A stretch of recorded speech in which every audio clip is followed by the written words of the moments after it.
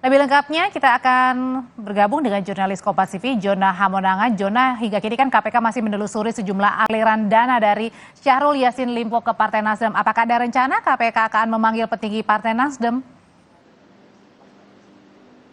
Ya, Audrey, sejauh ini masih didalami oleh penyidik KPK. Apakah nanti terkait pemeriksaan ini akan berlanjut atau bersambung khususnya kepada pemeriksaan kepada para petinggi Nasdem. Apalagi kalau kita lihat terkait dengan dari pernyataan dari Alexander Marwata, di mana ada aliran dana yang cukup besar dari SCL ke Partai Nasdem saja ini patut dicurigai. Nah, meskipun dari pihak Nasdem sudah menyanggah bahwa aliran dana hanya sebesar 20 juta, di mana adalah dana yang dikatakanlah sebagai dana bencana, tapi memang dari pihak KPK itu saja nanti akan melakukan penelusuran. Nah, penelusuran itu saja akan diteliti, akan dicek mulai dari rincian transfer dana, di mana sebelumnya sudah diungkap bahwa terkait dengan penggunaan dana korupsi ini ada yang dipakai untuk kepentingan pribadi, jet pribadi, bahkan untuk perawatan khususnya kepada keluarga. Tentu saja ini akan berlanjut terkait dengan adanya transfer dana. Apakah transfer dana ini dipakai untuk kepentingan internal Nasdem ataupun nanti dipakai untuk penggunaan khususnya kepada para kader Nasdem saja.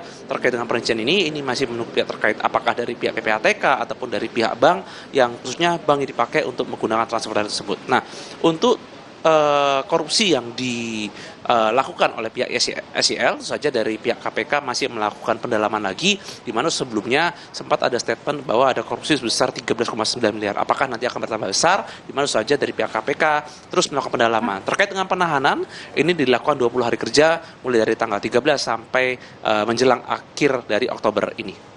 Audrey?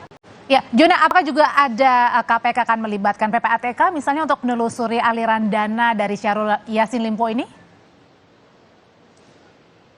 Ya, Dre, kalau kita lihat dari historisnya, mulai dari pemeriksaan atau mungkin penyelidikan dilakukan KPK di beberapa waktu sebelumnya, itu saja kerjasama dengan pihak PPATK ini kemungkinan akan dilakukan lagi. Itu saja dalam rangka untuk mencari tahu mulai dari adanya transfer dana, penggunaan dana, ataupun sampai dana yang masuk.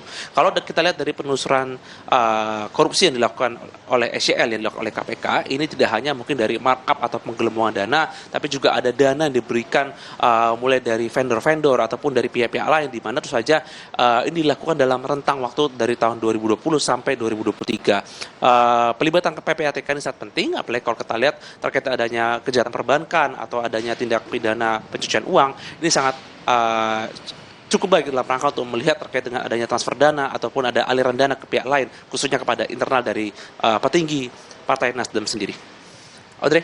Dugaan Syahrul Yassin Limpo dananya kemana saja termasuk ke Partai Nasdem ini masih akan ditelusuri oleh KPK lebih lanjut. Terima kasih laporannya dari Gedung Merah Putih KPK Jakarta, jurnalis Kompas TV Jona Hamonangan.